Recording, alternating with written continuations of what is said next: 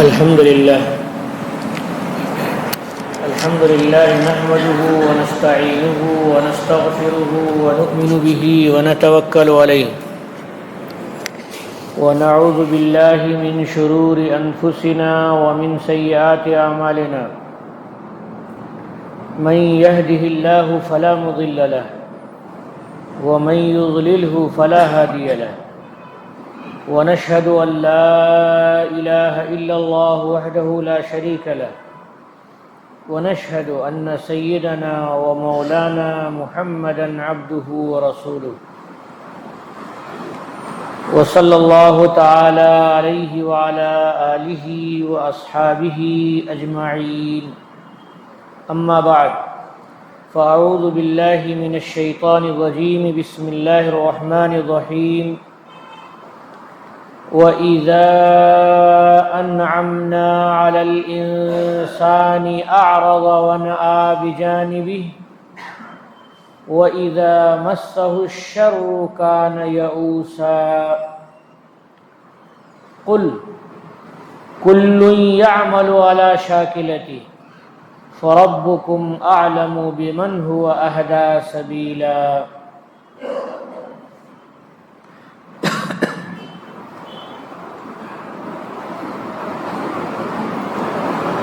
اس آیت میں اللہ رب العالمین نے انسان کی فطرت بیان کی ہے۔ اکثر انسان کی یہ حالت ہوتی ہے کہ جب وہ اللہ تعالیٰ کی نعمتوں کو پاتا ہے تو خوب مزے لیتا رہتا ہے اور وہ غفلت میں رہتا ہے، غفلت میں پڑا رہتا ہے۔ صحت ہے، مالداری ہے، آرام سکون سے کھائے ہوا ہے، پیے ہوا ہے، تو وہ بہت بے فکر ہو کر کے رہتا ہے، غفلت میں رہتا ہے، وہ اللہ کی طرف متوجہ نہیں ہوتا۔ اور جہاں کوئی پریشانی آئی تو اس پریشانی میں ایسا اس سے میں ڈرتا ہے اور اس میں ایسا اسے محسوس ہوتا ہے کہ اب تو پھنس گیا، کوئی اس پریشانی کو دور نہیں کر سکتا ہے، مایوس ہو جاتا ہے۔ آیت میں اللہ تعالیٰ نے فرمایا وَإِذَا أَنْعَمْنَا عَلَى الْإِنسَانِ، انسان سے مراد ابن عاشور رحمۃ اللہ علیہ کے نزدیک اکثر انسان ہیں، اور ظاہر سی بات ہے کہ اکثر انسان دنیا میں کافر ہیں۔ آپ اندازہ لگائیے کہ پوری دنیا کی آبادی کو دیکھیے تو مسلمان کی آبادی صرف 29% ہے، 29% ہے، اور بقیہ غیر مسلم کی آبادی ہے۔ ایسے ہی سمجھیے کہ جیسے پوری دنیا میں پانی اور خشکی کو دیکھیے تو خشکی 29% ہے اور پانی 71% ہے، تو پانی زیادہ ہے اور خشکی کم ہے۔ ایسے ہی پوری دنیا میں انسان 29% ہے، انسان کہتا مسلمان 29% ہے، اور ان مسلمانوں میں بھی جو نیک ہیں اور جو اللہ کی عبادت کو اچھے طریقے سے ادا کرتے ہیں، ان میں تلاشیں گے تو ان میں آپ کو 70% ویسے نکل جائے گا، اس میں بھی 30% آئیں گے۔ پھر ان میں بھی اللہ رب العالمین کی عبادت کرنے والے ایسے جو پورے دماغ کو حاضر رکھ کر کے اللہ کی عبادت کرتے ہیں، پوری آبادی میں تلاشیے تو ایسے لوگ تو بہت ہی کم ملتے ہیں۔ اللہ کے وہی مخصوص بندے ہیں جو ہر لمحہ رب العالمین کا استحضار رکھتے ہیں اور اللہ کی عبادت دماغ کو حاضر رکھ کر کے کرتے ہیں، انہی بزرگوں کی اور انہی نیک لوگوں کی برکتوں سے یہ دنیا قائم ہے۔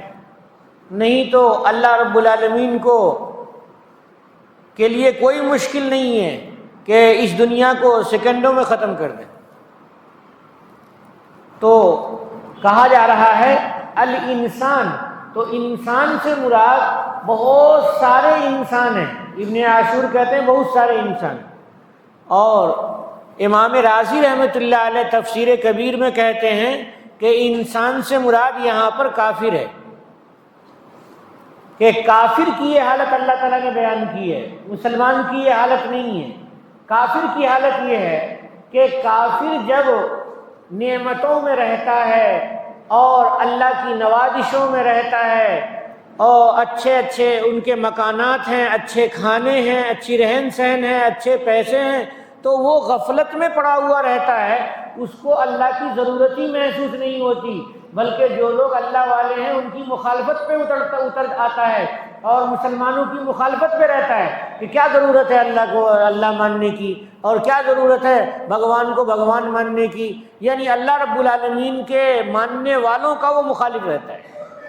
جب اس کو بہت سارا آرام ملتا ہے، سکون ملتا ہے، تو وہ اللہ کی نعمتوں کا ایسے ہی انکار کرتا ہے، یعنی نعمتوں کے شکریہ کی توفیق ہی نہیں اسے نصیب ہوتی۔ یہ کافر مسلمان ہے، اور جب اس کافر مسلمان کو اللہ تعالیٰ کی طرف سے آزمائش آتی ہے تو جہاں پھنسا کسی پریشانی میں تو وہ سمجھتا ہے کہ اب گئے کام سے، اب اس پریشانی سے نکالنے والا بھی کوئی نہیں ہے، تو وہ وہاں بھی اللہ کو یاد نہیں کرتا ہے، نہ تو خوشی میں اللہ کو یاد کرتا ہے اور نہ پریشانی میں اللہ کو یاد کرتا ہے۔ یہ کافر مسلمان ہے، یہ کافر انسان ہے، کافر انسان ہے۔ تو کافر انسان کی یہ حالت اللہ رب العالمین نے بیان فرمائی۔ اگر حدیث شریف کو دیکھیں اور فلاسفہ کے اقوال کو بھی دیکھیں تو متأخرین فلاسفہ کا قول علامہ محمود آلوسی رحمۃ اللہ علیہ نے روح المعانی میں لکھا ہے کہ انسان اپنی فطرت کے لحاظ سے، فطرت اصلیہ کے لحاظ سے، وہ صرف خیر کی طرف متوجہ ہونے والا ہے۔ انسان کی فطرت میں اللہ تعالیٰ نے خیر کو رکھا ہے، لیکن دنیا میں خیر سے ہٹانے والی چیزوں میں مصروف ہو کر کے وہ خیر سے ہٹ جاتا ہے۔ یہ روح المعانی میں لکھا ہوا ہے ان ذات الانسان بحسب الفطرت الاصلیۃ لا تقتضی الا الطاعۃ، انسان کی ذات فطرت اصلیہ کے لحاظ سے وہ صرف فرما برداری کا تقاضا کرتی ہے، فرما برداری کو چاہتی ہے انسان کی ذات، لیکن معصیت کا چاہنا یہ عارض کی وجہ سے ہوتا ہے، یعنی اصلیت کے لحاظ سے نہیں ہوتا ہے۔ کیسے ہوتا ہے؟ اس کو حدیث شریف میں اللہ کے نبی صلی اللہ علیہ وسلم نے سمجھایا ہے، کل مولود یولد علی الفطرۃ، ہر بچہ فطرت پر پیدا ہوتا ہے۔ فطرت کے معنی طریقہ، اور فطرت کے معنی تراش، ایک خاص انداز پر اللہ تعالیٰ پیدا کرتے ہیں۔ جیسے بورڈ ہے، اب تو بلیک بورڈ بولنا بھی مشکل ہے کہ بورڈ بلیک ہوتے ہی نہیں ہیں، سفید ہوتے ہیں، تو بورڈ ہے، اس پر کچھ بھی لکھا ہوا نہیں ہے، وائٹ بورڈ ہے، وہ کچھ بھی نہیں لکھا ہوا ہے اس پر۔ تو ایسے ہی انسان پیدا ہوتا ہے کہ بالکل سادہ طبیعت ہوتا ہے، اور سادہ طبیعت جو ہوگی وہ اللہ کی طرف ہی متوجہ ہوگی، غیر اللہ کی طرف متوجہ نہیں ہوگی، لیکن ماحول اسے بگاڑ دیتا ہے۔ کیسے ماحول بگاڑتا ہے؟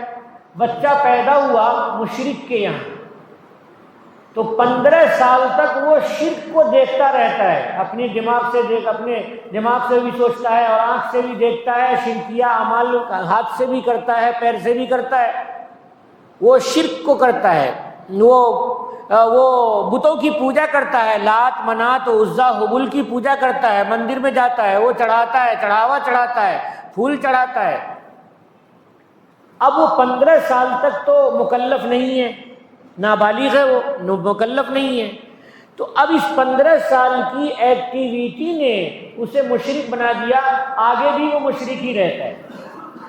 تو پیدا جو ہوا تھا وہ بالکل سادہ بورڈ تھا، وائٹ بورڈ تھا، لیکن اس پر جو 15 سال تک جو لکھا گیا شرک شرک شرک، تو وہ پورا بورڈ کالا ہو گیا، مشرک ہو گیا وہ۔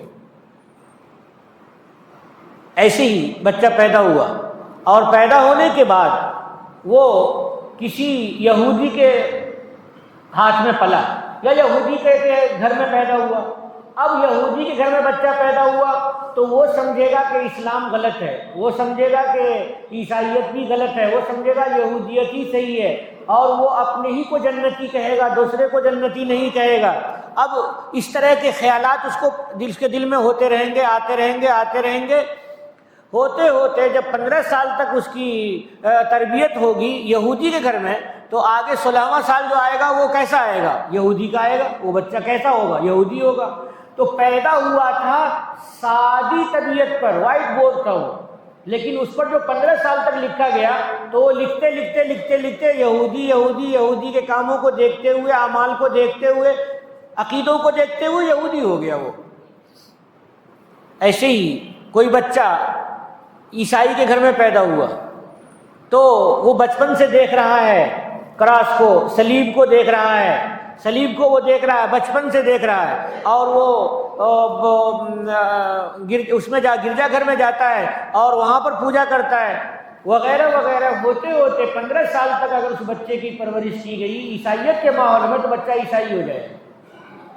ہم اسکول میں دیکھیے کہ اسکول اگر عیسائی کا ہے تو ہمارا بچہ عیسائیت کی بہت ساری باتیں سیکھ لیتا ہے اور ہمیں پتہ نہیں چلتا ہے، ہمارا بچہ عیسائی ہو جاتا ہے، ہمارے ہاں سے چلا جاتا ہے۔ وہ مجوسی ہے، آگ پرست ہے، تو اس کا بچہ بھی آگ پرست ہو جاتا ہے۔ لیکن بچہ بچپن میں آگ پرست نہیں رہتا ہے، بچپن میں تو وہ سادہ رہتا ہے، بالکل سادہ رہتا ہے، اس پر مجوسیت کی چھاپ لگتے لگتے لگتے لگتے وہ مجوسی ہو جاتا ہے۔ اس کو رسول اللہ صلی اللہ علیہ وسلم نے سمجھایا ہے کہ کل مولود یولد علی الفطرۃ، ہر بچہ فطرت پر پیدا ہوتا ہے، یعنی صحیح تراش پر پیدا ہوتا ہے، سادہ بورڈ ہوتا ہے وہ، لیکن فَأَبَوَاهُ يُهَوِّدَانِهِ وَيُنَصِّرَانِهِ وَيُمَجِّسَانِهِ، ان کے ماں باپ یہودی بنا دیتے ہیں، نصرانی بنا دیتے ہیں، مجوسی بنا دیتے ہیں، یہودی بنا دیتے ہیں، عیسائی بنا دیتے ہیں، اور آگ پوجنے والا بنا دیتے ہیں۔ یہ رسول اللہ صلی اللہ علیہ وسلم نے ارشاد فرمایا۔ یہ کیا ہے؟ یہ انسان تو اصلی فطرت کے لحاظ سے تو صرف خیر لے کر کے آیا تھا، صرف خیر لے کر کے آیا تھا، اور اگر اس کو کچھ نہیں کہا جاتا، نہ تو کوئی یہودی یہودیت سکھاتا، نہ نصرانی نصرانیت سکھاتا، کچھ بھی نہیں سکھاتا، اس بچے کو ویسے ہی چھوڑ دیا جاتا، تو وہ بچہ کائنات کو دیکھ کر کے خود سمجھتا کہ یہ سورج، آسمان، زمین وغیرہ وغیرہ یہ خود سے نہیں پیدا ہوئے ہیں، ان کا پیدا کرنے والا کوئی ہے، ہمارا پیدا کرنے والا بھی کوئی ہے، خود وہ اسلام پہ رہتا، لیکن ماں باپ نے اسے بگاڑ دیا، ماحول نے اسے بگاڑ دیا۔ تو یہ جو متاخرین فلاسفہ کا موقف ہے وہ موقف بھی بہت صحیح موقف ہے کہ انسان فطرت کے لحاظ سے صرف فرما برداری کو چاہتا ہے اور فرما برداری اس کے لائق ہوتی ہے، لیکن عوارض کی وجہ سے وہ گناہوں میں پڑ جاتا ہے، عوارض کی وجہ سے گناہوں میں پڑ جاتا ہے۔ صاحب روح المعانی نے ایک حدیث شریف لکھی ہے، حدیث قدسی لکھی ہے، فرماتے ہیں اللہ رب العالمین انی خلقت عبادی کلہم حنفاء، کہ میں نے سارے بندوں کو باطل سے ہٹ کر کے حق کی طرف آنے والا بنایا، ہم نے سارے بندوں کو حنفاء بنایا۔ حنفاء کہتے ہیں باطل سے ہٹ کر کے خیر کی طرف جانے والا، حق کی طرف جانے والا۔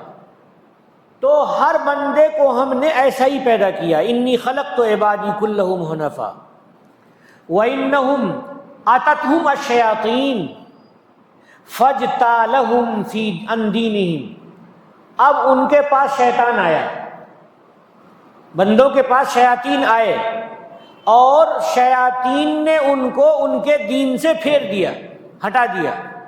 تو اصل فطرت پہ اللہ نے جو پیدا کیا تھا وہ سیدھی فطرت پیدا کی تھی کہ بندہ توحید کا قائل تھا اور بندہ توحید کی طرف متوجہ ہونے والا تھا، اللہ کو ایک جاننے والا تھا اور صحیح اخلاق کو سمجھنے والا تھا، قبول کرنے والا تھا، برے اخلاق سے دور رہنے والا تھا۔ لیکن اتفاق ایسا ہوا کہ شیطانوں نے آ کر کے اس بندے کو اس اللہ کے دین سے ہٹا دیا۔ تو یہ ہے بندے کا اللہ کے دین سے ہٹنا۔ حقیقت میں جو پیدائش ہوتی ہے انسان کی وہ تو فطرت پر ہوتی ہے، اور فطرت کے معنی ہے باطل سے ہٹ کر کے خیر پہ رہنے والا، خیر پر ہوتی ہے، لیکن سارے کے سارے اسے شر بنا دیتے ہیں۔ یہ حدیث قدسی ہے، اور روح المعانی میں علامہ محمود آلوسی رحمۃ اللہ علیہ نے اسے لکھا ہے۔ تو میں یہ سمجھانا چاہ رہا تھا کہ اللہ رب العالمین جو یہاں ارشاد فرما رہے ہیں وَإِذَا أَنْعَمْنَا عَلَى الْإِنسَانِ أَعْرَضَ، جب ہم انسان کو نعمت دیتے ہیں، یہاں نعمت سے کھانے پینے کی لذتیں دینا اور زندگی کے آشائش دینا وغیرہ وغیرہ مراد ہے، صحت دینا، آنکھ دینا، کان دینا، ہاتھ دینا وغیرہ وغیرہ جتنی نعمتیں ہیں وہ مراد ہے۔ یہاں نعمت سے اسلام مراد نہیں ہے۔ بعض وقت آدمی کو شبہ ہوگا کہ نعمت تو سب سے بڑی اسلام ہے، تو اللہ تعالیٰ نے اسلام دے دیا، نہیں، یہ کافر کا ذکر ہے۔ تو کافر کو اللہ تعالیٰ نے اسلام کے علاوہ ساری نعمتیں دی ہیں اس دنیا میں، یہ اللہ کا احسان ہے۔ تو احسان ماننا چاہیے، شکریہ ادا کرنا چاہیے، اللہ کے دربار میں آ کر کے جھکنا چاہیے، اور اللہ کے لیے خیر کی تسبیح پڑھنی چاہیے، اور اللہ کے عیوب سے پاک ہونے کی تسبیح پڑھنی چاہیے۔ لیکن وہ بندہ نہیں پڑھ رہا ہے، اعرض، وہ اعراض کر رہا ہے۔ اعراض کے معنی منہ پھیر رہا ہے، وہ یہاں سامنے سے مل رہا ہے، خیر مل رہا ہے، مگر اس خیر سے ہٹ رہا ہے، وہ یوں ہو جا رہا ہے۔ یہ منہ پھیرنا یہ اعراض کا ترجمہ ہے۔ وَنَعَا بِجَانِبِی، نعا کے معنی ہے کہ دور ہو جانا، اپنے پہلو کو وہ دور کر لیتا ہے۔ کس سے دور کرتا ہے؟ اسلام سے دور کرتا ہے۔ دھیرے دھیرے دھیرے دھیرے وہ دور ہو جاتا ہے۔ نعمت پا کر کے تو شکریہ ادا کرنا چاہیے نا، وہ شکریہ ادا نہیں کرتا ہے۔ کیوں شکریہ ادا نہیں کرتا ہے؟ اس نعمت کے مزے نے اس کو پھیر رکھا ہے، اپنی طرف پھیر رکھا ہے۔ نفس نے اسے دھوکے میں ڈال رکھا ہے، شیطان نے اسے دھوکے میں ڈال رکھا ہے کہ جو مزے ہیں مزے لیتے رہو، یہی بہت اچھی چیز ہے۔ شراب پیتے رہو، بہت مزے ہیں شراب میں، اور رشوت لیتے رہو، بہت مزے ہیں۔ سود کھاتے رہو، بہت اچھا ہے۔ چوری کرتے رہو، بہت اچھا ہے۔ جھوٹ بولتے رہو، بہت اچھا ہے۔ دھوکہ دیتے رہو، بہت بڑا ہنر ہے دھوکہ دینا، دھوکہ دیتے رہو۔ اب یہ انسان اللہ کی طرف متوجہ نہیں ہو رہا ہے، غیر اللہ کی طرف متوجہ ہو رہا ہے۔ اللہ رب العالمین نے اسی مضمون کو ایک آیت میں تو بہت ساری جگہوں میں بیان کیا ہے قرآن میں پھیلا کر کے۔ ایک آیت سورہ ہود کی ہے، وَإِذَا أَذَقْنَا الْإِنسَانَ مِنَّا رَحْمَةً ثُمَّ نَزَعْنَا مِنْهُ إِنَّهُ لَيَئُوسٌ كَفُورٌ، کہ جب ہم انسان کو اپنی طرف سے مہربانی دیتے ہیں، رحمت دیتے ہیں، پھر اس رحمت کو اس سے ہم ہٹا لیتے ہیں، بس بہت بڑا مایوس ہو جاتا ہے، ناشکرا ہو جاتا ہے۔ پچھلی نعمتوں کا شکر بھی ادا نہیں کر رہا ہے، ناشکریہ کر رہا ہے، اور مایوس ہو گیا۔ کیسا مایوس ہو گیا؟ ایسا مایوس ہو گیا کہ جیسے کہ اب وہ دوبارہ نعمت ملے گی نہیں، اتنا مایوس ہو گیا۔ جیسے یہاں پہ اللہ تعالیٰ نے فرمایا وَإِذَا مَسَّهُ الشَّرُّ كَانَ يَئُوسًا، جب اسے پریشانی لاحق ہوتی ہے تو وہ مایوس ہو جاتا ہے۔ ویسے ہی سورہ ہود کی آیت میں اللہ تعالیٰ نے فرمایا ثُمَّ نَزَعْنَا مِنْهُ إِنَّهُ لَيَئُوسٌ كَفُورٌ، کہ جب ہم اس سے نعمت کو ہٹا لیتے ہیں تو وہ مایوس ہو جاتا ہے اور ناشکرا ہو جاتا ہے۔ جو نعمت ملی تھی اس کا شکریہ ادا کرنا چاہیے کہ اللہ تعالیٰ نے اتنے دنوں تک صحت کے ساتھ رکھا، اور اتنے مال دیے، اور اتنی دولتیں دی، اور ایسا گھر دیا، اور ایسی تجارت دی، اور ایسے آکسیجن دیے، سانس لینے کے لیے آرام سے ہم رہتے ہیں، فین چلتا ہے، ہوا آتی ہے، گرمی نہیں لگتی ہے، وغیرہ وغیرہ۔ تو نعمت کا شکریہ ادا کرنا چاہیے، نہیں کرتا ہے وہ بالکل ناشکرا ہو جاتا ہے۔ اس کے بعد پھر کیا ہوتا ہے، اللہ تعالیٰ حالات بدل دیتے ہیں، پھر اللہ آزماتے ہیں۔ وَلَئِنْ أَذَقْنَاهُ نَعْمَاءَ بَعْدَ ضَرَّاءَ مَسَّتْهُ لَيَقُولَنَّ ذَهَبَ السَّيِّئَاتُ عَنِّي، اور جب ہم اسے نعمتیں دیتے ہیں تکلیف کے بعد جو اسے ہوئی تھی، تکلیف کے بعد جو پہلے تکلیف، نعمت کے بعد تکلیف ہوئی یا تکلیف کا پھر نعمت ملی، یہ نعمت کب ملی ہے؟ تکلیف کے بعد۔ تو اب جب نعمت ملی ہے تو الحمدللہ کہنا چاہیے نہیں کہنا چاہیے؟ اب الحمدللہ نہیں کہتا ہے، کہتا ہے ارے بہت اچھا ہوا کورونا چلا گیا، بہت اچھا ہوا، مزہ ہے، اب تو بہت مزہ ہے۔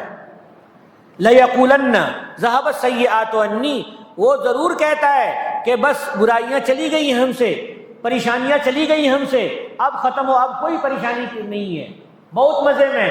تو بہت مزے میں ہو تو اللہ کی عبادت تو کرو۔ نہیں، اللہ کی عبادت نہیں کروں گا، کیوں کروں گا؟ تو جب کرونا آیا تھا کیوں روتے تھے؟ تو وہاں پر مایوس ہو رہے تھے کہ اب تو زندگی چلی جائے گی، ہم ختم ہو جائیں گے۔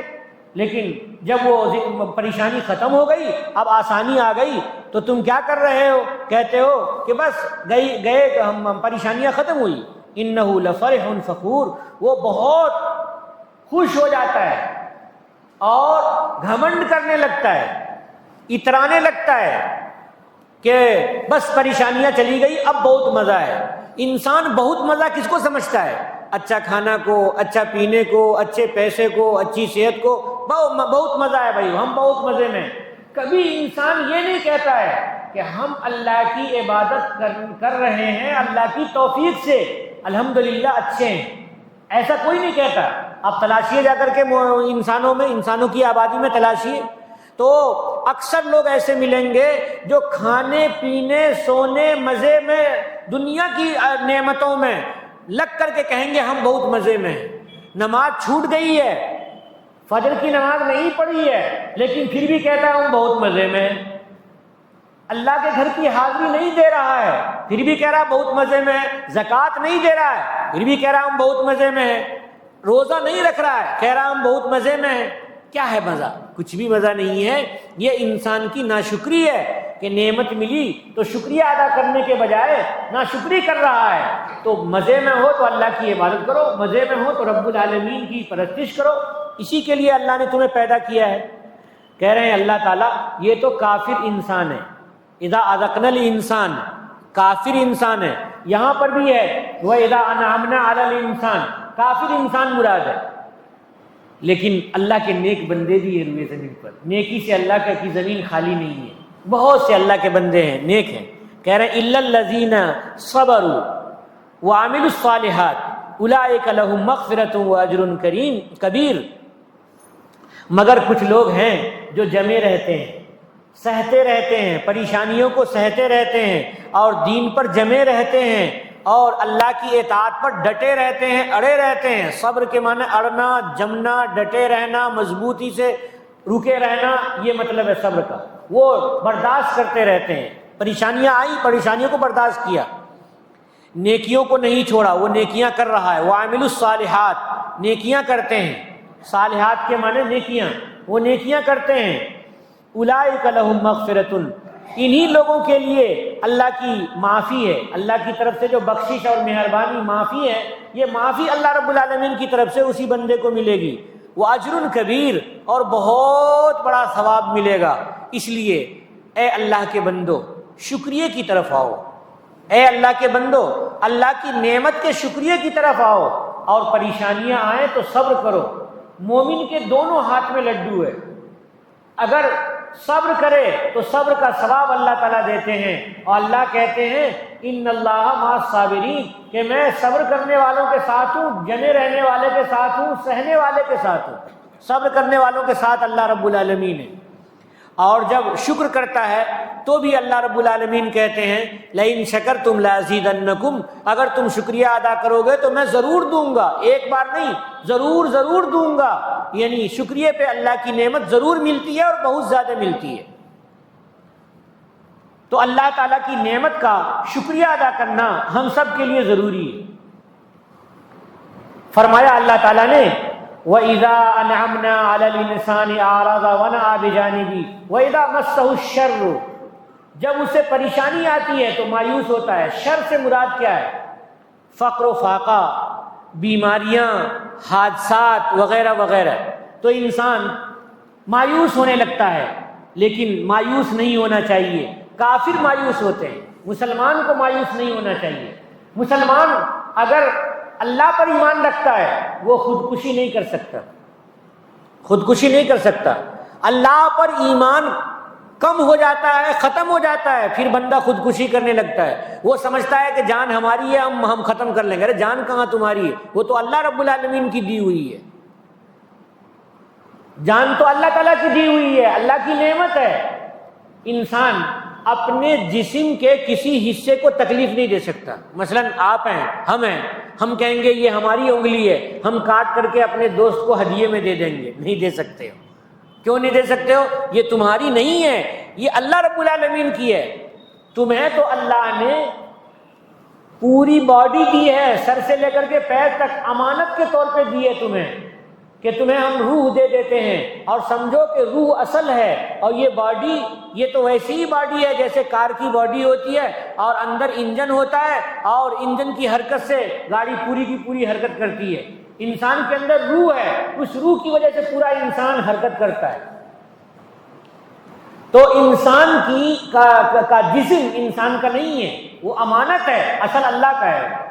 آپ سوچیں کہ ایک اپنا کان کاٹ کر کے کسی کو دے دے، ہاتھ کاٹ کر کے کسی کو دے دیں، نہیں دے سکتے ہیں۔ اب آپ یہاں پر سوال کریں گے کہ مولانا پھر کسی آدمی کی کڈنی خراب ہے تو ایک دوسرا آدمی اپنی کڈنی دیتا ہے، اور کسی کی آنکھ نہیں ہے تو ایک آدمی اپنی آنکھ نکال کر کے اسے دیتا ہے۔ اصلاً تو انسان اپنے جسم کا مالک نہیں ہے، لیکن وہ اپنی جان کے بچانے کی شرط کے ساتھ، ہلاکت کے ساتھ نہیں۔ جیسے پرانے زمانے میں بادشاہ ہوتے تھے، اگر کوئی آ کر کے کہہ دیتا تھا کہ انسان کی کلیجی کھاؤ گے تو صحیح ہو جاؤ گے، تو وہ کسی انسان کو قتل کر کے اسی کلیجی نکال کے کھاتا تھا۔ یہ پہلے زمانے کے بادشاہوں کی بات تھی۔ تو میں یہ کہہ رہا تھا کہ انسان اپنی جان کے بچانے کی شرط کے ساتھ کہ اپنی جان اس کی بچ جائے گی، اب اس کے ساتھ دوسرے بھائی کی جان کے بچانے کے لیے وہ کوشش کرتا ہے، کیونکہ دوسرے بھائی کی جان اگر نہیں بچائے گا تو مر جائے گا۔ تو اس کی جان کے بچانے کے لیے اپنی جان کے بچنے کی شرط کے ساتھ اگر وہ خون دے رہا ہے تو علماء کہتے ہیں کہ جائز ہے۔ اگر وہ آنکھ دے رہا ہے، ایک آنکھ ہے، ایک آنکھ سے کام چل جائے گا تو کہیں گے کہ جائز ہے۔ بلکہ آنکھ کے بارے میں تو رائے ایسی نہیں ہے، کہتے ہیں کہ بغیر آنکھ کے بھی تو آدمی زندہ رہتا ہے، تو سامنے والا بغیر آنکھ کے بھی زندہ رہے گا تو آنکھ دینا جائز نہیں ہے۔ یعنی رائے ہیں، فقہائے کرام کی رائے ہیں۔ گردہ ہے، گردے کے بارے میں بھی یہی رائے ہے کہ اگر اس آدمی کی جان بچی رہے گی جو گردہ دے رہا ہے، اور دوسرے کی جان جا رہی ہے، اگر نہیں دے گا تو مر جائے گا، تو ایسی صورت میں مجبوری میں گردہ دے سکتا ہے۔ جیسے مجبوری میں خون دے سکتا ہے، ویسے مجبوری میں گردہ دے سکتا ہے۔ یہ ہے انسان کے بچانے کے لیے کوشش کرنا، یہ مجبوری کی بات ہے۔ ورنہ حقیقت میں جو گردہ اس نے دیا ہے وہ بھی اس کا نہیں ہے، بلکہ وہ اللہ رب العالمین کی امانت ہے۔ تو انسان کا جسم انسان کی امانت ہے۔ اب یہ بات میں کیوں ایسے پھیلا کے کہہ رہا ہوں؟ اس لیے کہہ رہا ہوں کہ میں نے نہیں سنا تھا کہ آپ کے کرنامبٹ میں بھی خودکشی ہوتی ہے۔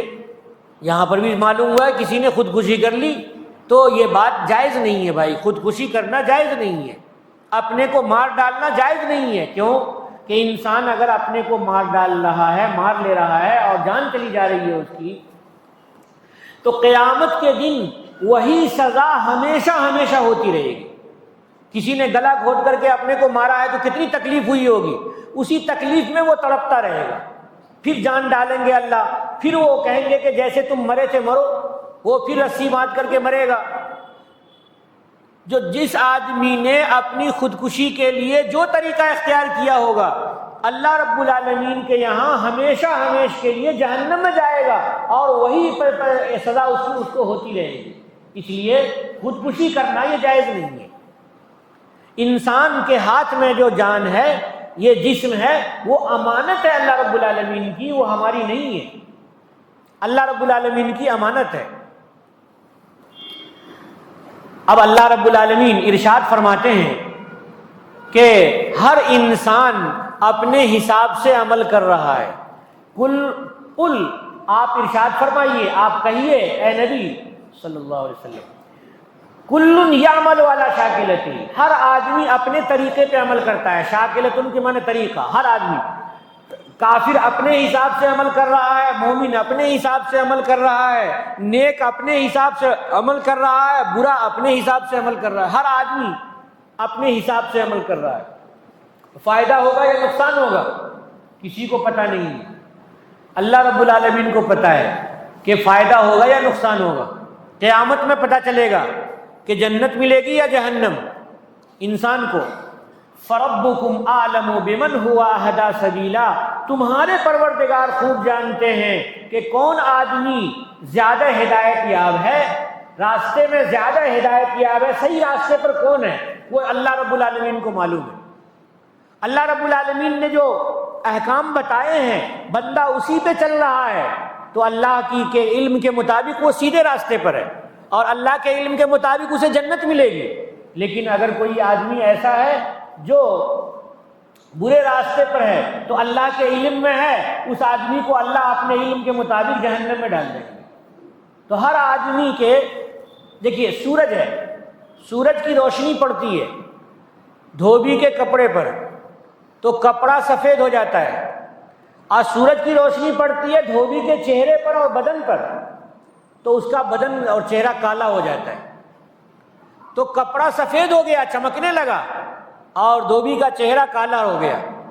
تو اللہ رب العالمین کے لیے، اللہ رب العالمین کو پہچاننے والا بندہ اور اللہ کو نہیں پہچاننے والا بندہ دونوں اس دنیا میں ہیں۔ اللہ نے سورج اور چاند اور آسمان ستارے سب کچھ دے دیے ہیں، ماں باپ اور بھائی بہن سب کچھ دیے اللہ تعالیٰ نے، تو انسان کو اللہ نے دے دیا ہے۔ اب انسان ان کو دیکھ کے اللہ کا فرما بردار ہو گیا، چہرہ سفید ہو گیا، اس کا جنتی ہو گیا، اور ان کو سامنے رکھ کر کے اللہ کا انکاری ہو گیا تو اس کا چہرہ کالا ہو گیا اور وہ جہنم میں چلا گیا۔ اللہ رب العالمین کے یہاں اسے جنت ملی نہیں، وہ برا ہو گیا۔ تو اللہ کہتے ہیں کہ ہم جانتے ہیں، تم نہیں جانتے ہو، ہم اس کو سزا دیں گے جس نے گناہ کیا ہے، اور ہم اسے انعام دیں گے جس نے نیکیاں کی ہیں۔ فرماتے ہیں روح المعانی میں لکھا، یہ تفسیر کبیر میں لکھا ہوا ہے کہ دیکھو سورج کو دیکھو، اگر تم گھی رکھ دو اور تیل رکھ دو تو وہ پگھل جائے گا سورج کی گرمی سے، گھی پگھل جائے گا، لیکن تم نمک کے اوپر سورج کی روشنی بار بار دو، بار بار دیر تک رکھو تو نمک اور سخت ہو جائے گا۔ تو بہت ساری چیزیں ہیں کہ سورج کی روشنی میں خشک ہو کر کے سخت ہو جاتی ہیں، اور بہت سی چیزیں ایسی ہیں کہ روشنی پڑتے ہی وہ پگھل جاتی ہیں۔ تو اللہ رب العالمین کا سورج ہے، مومن سورج کو دیکھ کر کے سمجھتا ہے کہ اس کا خالق اللہ رب العالمین ہے، اس لیے اللہ اگر خالق ہیں، اللہ پر ہم ایمان رکھتے ہیں تو وہ مومن جنتی ہو گیا اسی سورج کو دیکھ کر کے۔ اور کسی کافر نے دیکھا تو سوچا کہ سورج ہے بہت بڑا ہے، اسی کو خدا مان لیتے ہیں، اس نے اسی کو خدا مان لیا اور اسی کی پوجا کی، پوری زندگی سورج کی پوجا کی، اور اسی سورج کی پوجا نے اسے جہنم میں ڈال دیا، اسی سورج کی پوجا نے اسے جہنم میں ڈال دیا۔ اس لیے ہر انسان اپنے لحاظ سے عمل کرتا ہے، لیکن اللہ رب العالمین جانتے ہیں کہ کس انسان کو نیکیاں ملنی ہے اور کس انسان کو نیکیوں کی وجہ سے جنت ملنی ہے، اور کس انسان کو برائیوں کی وجہ سے جہنم میں جانا ہے، سب اللہ رب العالمین کو معلوم ہے، کسی اور کو معلوم نہیں ہے۔ وآخر دعوانا الحمد للہ رب العالمین۔